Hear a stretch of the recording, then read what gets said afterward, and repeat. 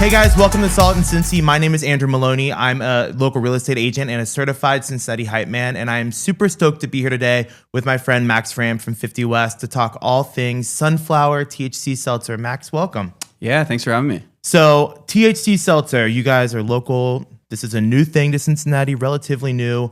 How did this come to be? Yeah, we kind of saw the writing on the wall for a little while. Started paying attention to the category as a whole. It's been in Cincinnati probably since like as early as 2019, but it's been gaining a ton of traction lately. And yeah, we wanted to get in the game. It took us about a year to come up with the brand and the recipe and be able to actually get to market with it. But we launched it in August of last year. Okay, nice. And they're delicious. Tell us a little bit about THC seltzer versus an alcoholic seltzer. Like, what's the difference if you want to explain to everybody? Yeah, sure. So this is non-alcoholic beverage, right? Yeah. We actually legally can't make an alcoholic version of this. Okay. They are 5 milligrams of THC, which we consider like a lower dose. It's probably, we could go even lower, and we can get into that later if you want. But 5 milligrams represents like one dose. That's the whole can. They're made with water, fruit juice, and THC extract. Okay. We make them in 3 flavors: orange cream pop, blueberry dream, and cherry limeade. They're 40 calories each. They're gluten free. 5 grams of sugar. And that sugar's just from the fruit juice. It's we don't add any sugar back to it. Yeah, I like that they're 5 milligrams because it does allow you to have more than one, where you're not super messed up after drinking, one. So I like that you guys did that. I like the level of THC in there. So with THC, it's different than marijuana, correct? So it kind of no, similar? not really at all. Okay. So it's the same, like the kind of THC that you find in this can is the exact same kind that you would find in an edible at a dispensary. Okay. There's no difference. Okay. Some people are, medical marijuana and recreational marijuana even is legal in Ohio, right? So what you're familiar with at the dispensary, it's the same thing. I'm actually told that like the guy who makes our THC like distillate that we use in this product, it's water soluble. So he actually says the efficiency or like the efficacy rather of this type of water emulsified THC is actually stronger than what you can get at the dispensary because that stuff has to pass through your liver. It's like based in oil. So the stuff that's based in water actually diffuses like through your cheek tissue and your esophagus and your stomach. So it actually can hit you faster. Oh, cool. And it actually wears off faster, which is nice because in the beverage form, this can now inhabit the same social settings as alcohol, right? So if you're a user of THC or marijuana, you don't have to like leave the bar and go smoke a joint and then come back in and then like not have anything to hold. Yeah. So now it's like, hey, you can be in the same setting and it's kind of working the same way as alcohol where it's like hitting you quickly. And if you've reached your limit, you can put it down. Yeah. Instead of like, you hear these horror stories of people eating edibles and then eating more because they don't feel it. And then all of a sudden they're like in the hospital because they're freaking out. So this product works nicely that it hits you quickly and goes away quickly. So you can kind of like enjoy it like at a happy hour and then go home to your family. Well, it is beneficial too, because I've noticed Gen Z and like the younger generation, they don't drink alcohol as much. So this is an alternative for those people when they go to the bar. If they want a buzz, but they don't drink alcohol, but they do smoke marijuana, this could be an alternate. So it's really, really cool. How did sunflower, like the name sunflower, come to be? We were looking at the category and we knew that we had this idea that this thing could like have its own brand and have its own ability to grow outside of 50 West. So we thought, at first we thought, okay, this can be its own thing. And then it was, all right, what would be a good name? What kind of makes sense here? So we started just workshopping different names and ideas. And we liked this idea of like, enjoying it outside, kind of in like, we actually posted something like this to our Instagram recently that was like, it was a woman reading a book, like having a picnic in a park. And it was like, that was kind of the idea of like, all right, if you were to consume one of these, what's like the ideal place to be when you're doing it? It was like, man, we want to be outside. We want to be in a park, kind of like basking in the sun sort of thing, like nothing to do all day. Right. And so we started playing with some names and we liked the alliteration of sunflower seltzer. We liked the kind of idea that you get in your mind of basking in the sun, and And yeah, there's some double entendre there with the word flower. Yeah. And it's fun. No, I mean, the branding's really bright in your face, pops. It's pretty sick. Now, like 50 West, known for beer, known for the outdoors and everything. How does the process of making a THC seltzer differ from beer? I mean, like, yeah, it's frankly, it's pretty easy. Okay. The actual like process of doing it is it's funny when I speak to other brewers, we're early in this category, and especially in Ohio. So a lot of brewers have reached out to me like, hey, how do you make that? What do I need to do? What kind of permitting do I need? Yeah. And eventually it gets to like, oh, okay, like roughly, like you don't have to tell us exactly your recipe, but like, how do you make it? And it was like, hey, dude, you make it. It's as easy as you think. Cause like it's literally, it's water. We mix water, the fruit juice, the THC distillate. We blend it all up.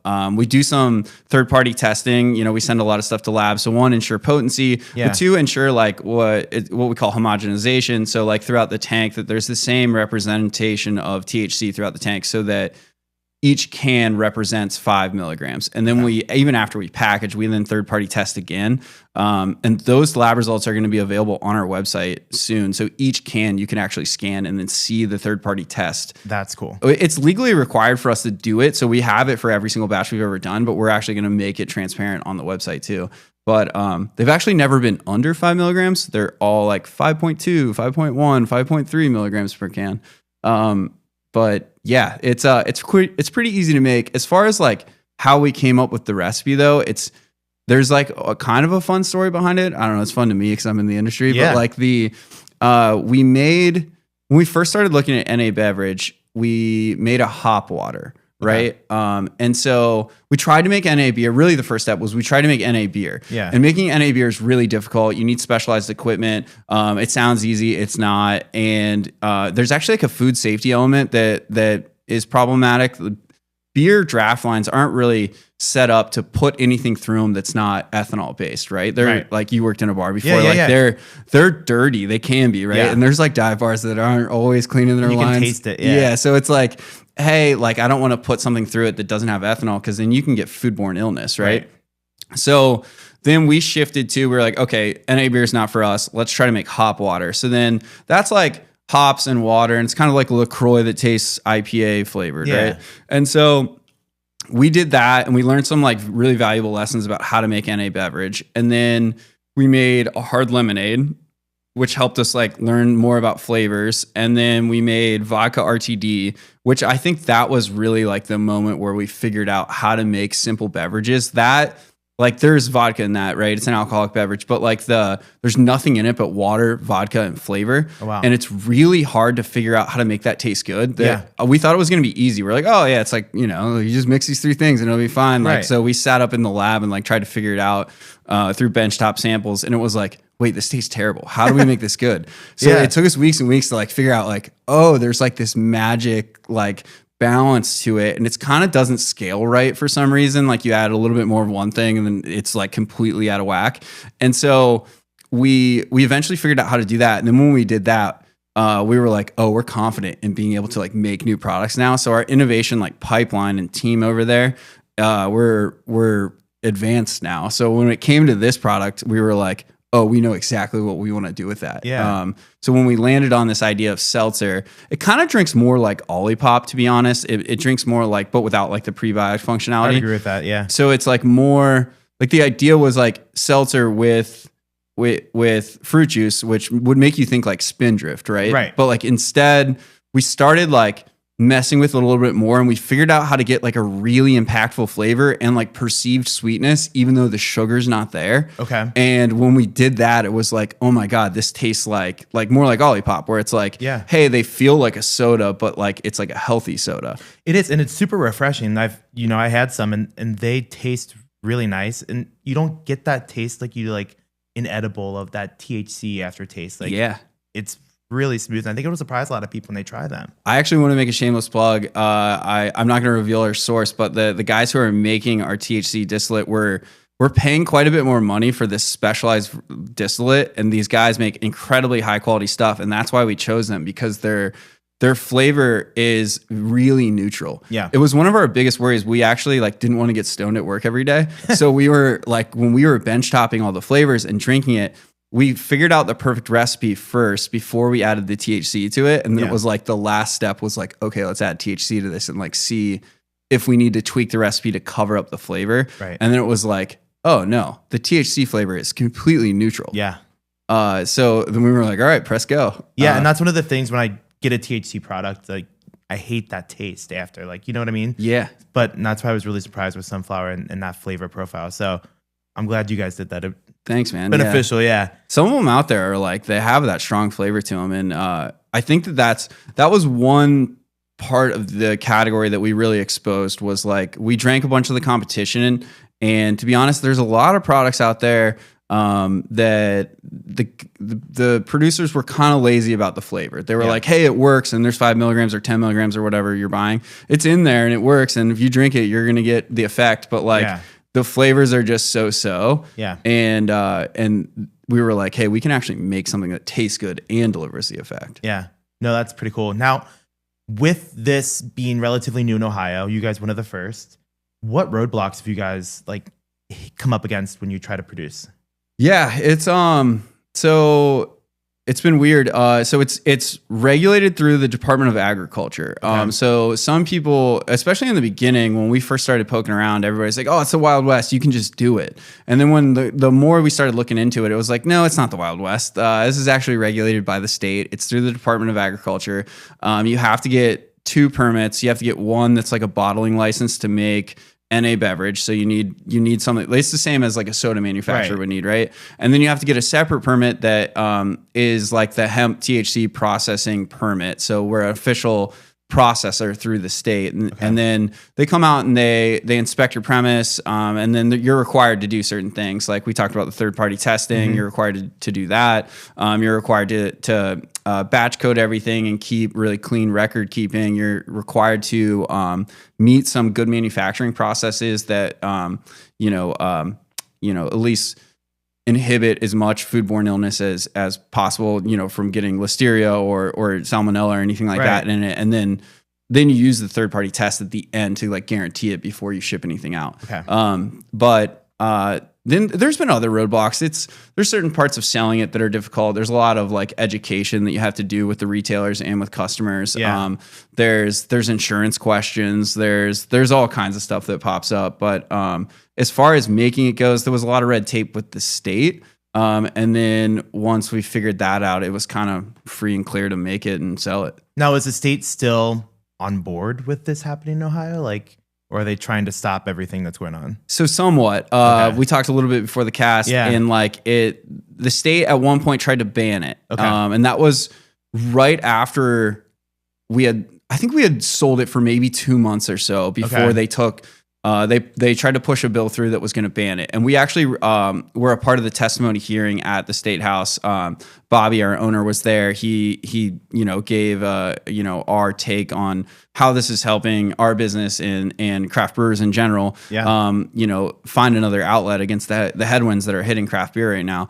And so they tried to ban it. That bill was shut down. There was just too much support behind these types of beverages and the industry of hemp beverage as a whole, as well as just other hemp products. And so now the state is looking to regulate it, which we are in favor of. We'd love for them to regulate it. It'll legitimize the industry. It'll open the industry up to more retailers, more wholesalers. Like, I think our business will expand. There'll be a lot more competition that floods in when that happens. But right now it's 100% legal. It's actually legal federally through the U.S. Farm Bill, which was passed in 2018. That's why all these things exist. And then each state in the country is like creating their own guidelines.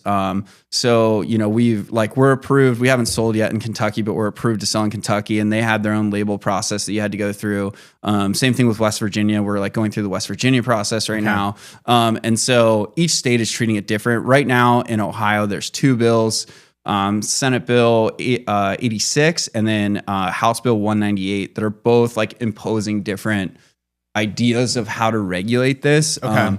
But we're happy to pay our fair share of an excise tax from a manufacturer's standpoint and be a part of a legitimized industry. So we are in favor of regulation. That's awesome. Now, if a bar or a restaurant wanted to bring these in, is it a different license? Like instead of a liquor license, like what's the process there? So currently nothing. Which is like part of the reason like the people say like, oh, it's just like the Wild West right now. And it is in a way, but it's not. It's like, hey, we all have to be licensed. The product has to be safe, et cetera. Right. But like retailers are like free and clear to sell it right now. So yeah, we've got around 200 accounts in like Hamilton, Claremont, Butler, Warren County. Okay. And we're self-distributing it. So we're selling it ourselves. Yeah. And bars are selling it. It's a really good NA option for a bar, right? So like at 50 West, we sell it alongside of our beer. And when you go to a brewery, you mostly drink beer, right? So like our sales are like 90 something percent beer. But this represents about 8% between in-house and to-go product.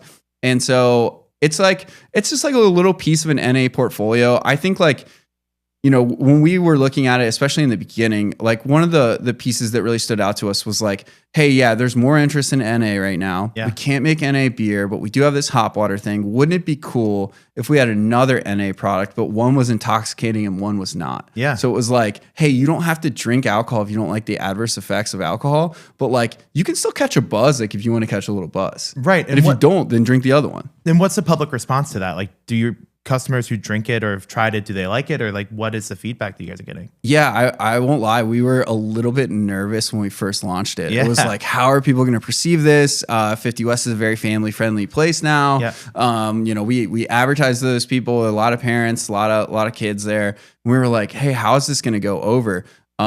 It's gone over fantastically. Nice. Most people really understand how it fits in their life and like when they want to drink it, how they want to consume it. It's a lot of people that aren't teetotalers. They're not like anti-alcohol. They're just like, they see an occasion that fits in their life where they don't want, you know, drowsiness or a hangover the next day. So like I can give you a really good one because we're so family friendly. We get a lot of like after sports, you know, groups coming in. So it's like, hey, like there's a T-ball game and then they all come in.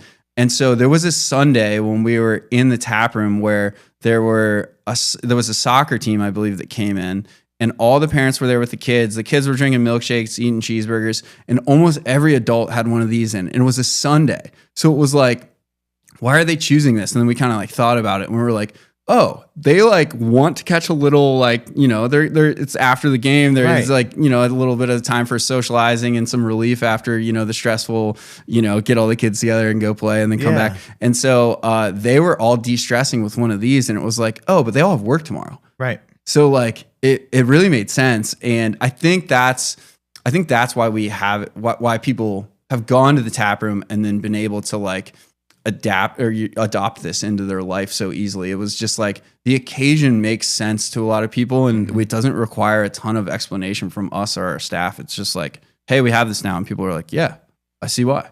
And it makes sense too, because, you know, when I had this, I wasn't groggy or didn't feel like any bit of hungover, like drinking beer I would. Yeah. But I mean, you guys have done a really, really great job. And it makes sense for 50 West too, because you guys are very outdoor focused. Yeah. And you're very outdoor lifestyle focused. So to take a 6-pack of these canoeing this summer, like, oh, it's going to be epic. Just sounds like a dream. You know what I mean? Like you only need one or two, but just land on the river. It's going to be perfect. Yeah. Agreed. Now, what is the future for Sunflower? Where do you see like this brand developing in the next 5-10 years?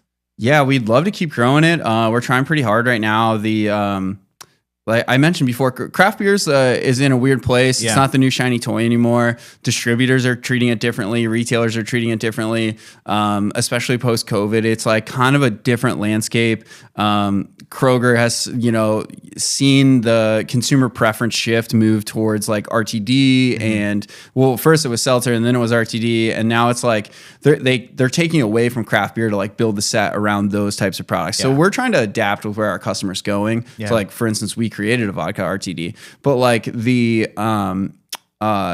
and that's going to distro this summer, by the way. Oh, cool. A little plug for Little that. plug. But yeah, so we were like, when we started seeing this category emerge, I got really interested in it. I started asking retailers like, hey, what is this doing? Does it sell well? And like overwhelmingly, I got feedback from them that wasn't just like, hey, it does okay, or like it's fine. It was mostly like, it's absolutely on fire, and like so much so, we're mad at the distributor because they won't give us enough. And then I was like, oh, wait a minute, like this is something. The people really want this. So again, I don't think it'll ever take the sales of beer. Like I don't think we're all of a sudden going to be more of a THC company than we are a beer company. Right. But like because the category is emerging and we're kind of, establishing ourselves as the market leader in Cincinnati, that a lot of distributors from other, parts of town are starting to call.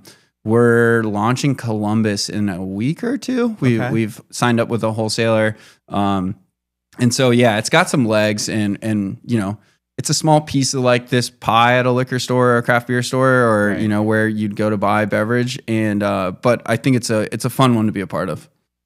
Now, how many breweries are doing this in Ohio? Like, is it just you? Is it 2 or 3? What's, Yeah. So we officially, from my count, we got the 3rd brewery permit. So there's a list of like processors, and we were probably like the 20th processor on the list. But if you look through them, they're mostly like guys making like CBD hand salve or like, but if you kind of like, read through between the lines and look through the list, there was 3 breweries that were definitely making hemp beverage on there.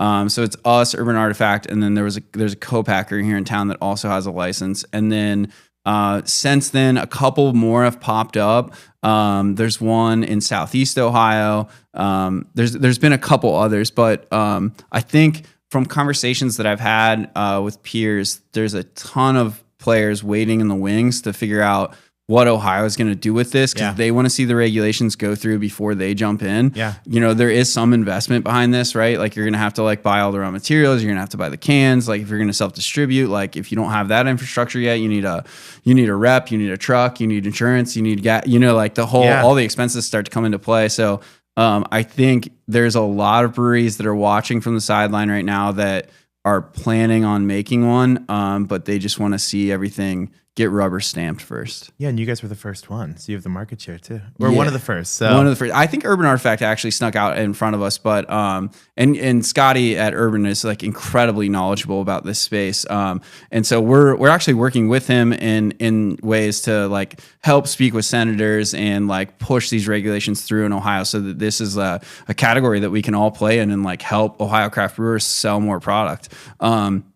But yeah, we are lucky to be in the mix of one of the first, and I believe we're selling the most in this city. Nice. From any metric that I can see, we're at like an annualized run rate of around like 16,000 cases, and we're just in Cincinnati. So wow, it's moving. So Columbus next week or a week or two of the month. Any plans for Cleveland? Or you said you're working Kentucky, West Virginia. Yeah, so it's funny, like in our world, the distributors, they talk to each other. So once you like start doing well with one, you can kind of open up some other doors, and especially like through the different networks, there's defined like Miller wholesalers and like a network you can follow, and then AB wholesalers and a network you can follow. The AB wholesalers seem to be more they have more of a comfort level around like the risk tolerance of carrying something like this. And so a lot of those guys are jumping on board. We're mostly sold through Miller wholesalers in the state of Ohio. So like it's this weird balance, but we're trying to pick and choose wholesalers to effectively help us grow. And I think I don't have plans for Cleveland yet to answer your question directly, but I think it will happen sooner than later. But Northern Kentucky will happen. Northern Kentucky and Columbus will happen within like the next 2 weeks. We're signed up and ready to go with both those territories. Nice. Well, anything else you want to tell us about Sunflower before we wrap it up? We are working on a secret 4th flavor. It will come out soon. It might be the best one. I'm not going to lie. With the benchtop samples so far have been phenomenal. Cherry limeade's the best seller. You can find it. Orange cream pop's my favorite. I like the orange cream pop too. Yeah, that one's like, I think it's the most drinkable of. I mean, they're all very drinkable, but like when I say that, like the balance is struck so well between the flavor and the sweetness, and like I think that one's like I can like It's hard for me to open it and not like chug it. Like it's so good. I'm like, oh, I gotta slow down. Like I can't drink it that fast. What else? They're sold at all 50 West locations. Okay. And then, like I said, we have about 200 accounts around the city. You can message us on 50 West Instagram or the Sunflower Instagram, which is Drink Sunflower. And we'll point you in a direction based on whatever neighborhood you send us. We'll tell you like the closest 10 retailers to you where you can go buy it. Cool. It's sold in 6-packs, and it's mostly like, it's anywhere from like $16.99 to $19.99, depending on the retailer. They, unlike beer, there's not a state minimum markup, so there's not like a price that it's always at. We sell it to them at a certain price, and then they figure out where they want to be. Right. But like some really good ones that I can just rattle off the top of my head are both Jungle Gyms, Root Cellar, both Cappy's locations. They have one in Loveland and one in Norwood. And Country Fresh on Vine's a good one to find it. I don't know. Message us on Instagram, and I'll send you a bunch, and we can point you in the right direction. No, I'm super excited, and thank you for coming on today. Of course, it's cool to talk about this stuff and innovative things that you guys are doing down at 50 West. Check out the new location if you've not been to the new location up in Mason. Please do, yeah. And drink a Sunflower, guys. Thanks to our sponsor Zach Hubbard at Hubbard Home Loans. We look forward to seeing you guys next time. Have a good one.